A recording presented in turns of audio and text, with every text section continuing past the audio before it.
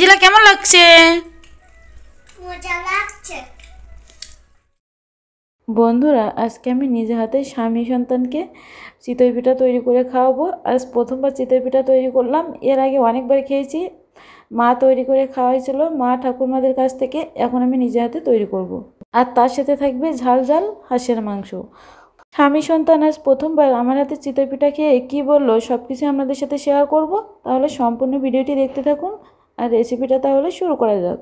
এখানে আমি চাউলের গুঁড়া নিয়ে নিয়েছি আর সামান্য একটু ময়দা অ্যাড করে দিয়ে দিলাম, যাতে একটু নরম হয় সেজন্য, তাহলে খেতে অনেক বেশি ভালো লাগবে।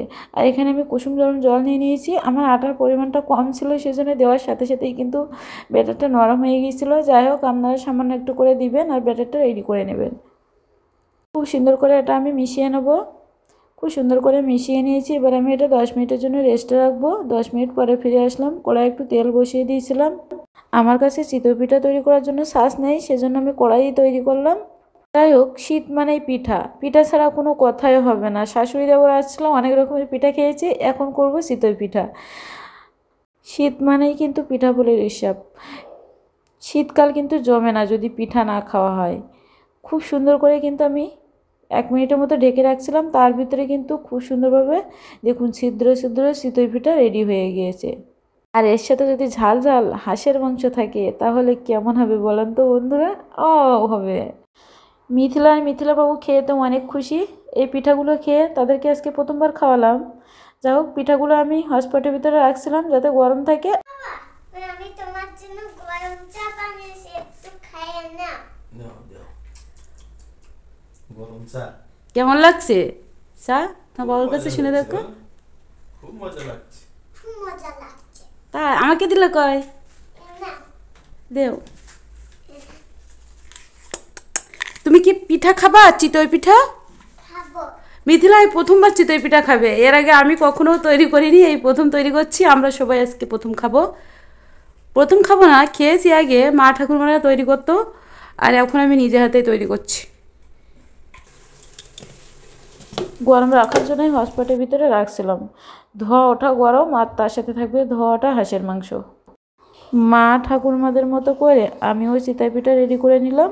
এই যে গরম গরম পিঠা আছে। মিথিলা বাবু খেতে বসে গেছে। আর তার সাথে আছে লাল লাল ঝোল হাঁসের মাংস, ঝাল ঝাল হাঁসের মাংসের ঝোল। এখন মিথিলা বাবুকে দিয়ে দেবো। কয় পিস? 3 পিস। মিথিলাকে 2 পিস আর আমি 2 পিস। আমারও 3 পিস আছে তো এখনো। এবার তো হাঁসের মাংস নাও আর মিথিলাকে দিয়ে দাও লাল লাল। আর সেইভাবে ঝালও আছে, ঝাল ঝাল হাঁসের মাংস দিয়ে চিতই পিঠা। কেমন লাগবে বন্ধুরা বলেন তো? প্রথমে মিথিলা খেয়ে দেখবে কেমন লাগছে। সোনাটা আমার এই প্রথম খাবে চিতই পিঠা।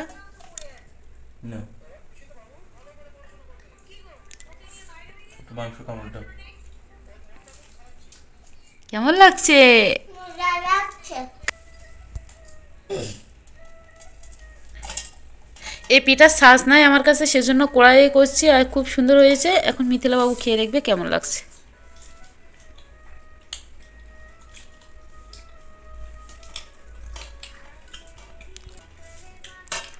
অসাধারণ লাগছে তো।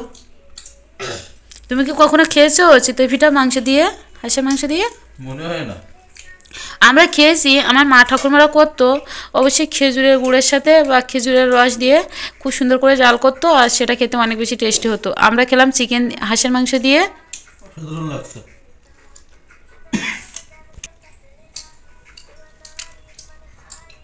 স্বাদ লাগছে। মিথিলা কেমন লাগছে? মজা লাগছে। অনেক মজাই লাগছে। খেলাম, অনেক টেস্ট হয়েছে।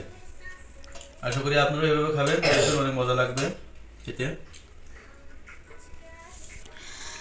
তো বন্ধুরা, এখন আমরা খেয়ে নেবো সবাই। আর আজকে ভিডিওটা এখানেই শেষ করছি। ফিরে আসবো নেক্সট কোনো রান্নার ভিডিও নিয়ে। ততক্ষণ পর্যন্ত সবাই ভালো থাকবেন, সুস্থ থাকবেন। নমস্কার, tata, bye bye. Tata, bye bye. Tata, bye bye.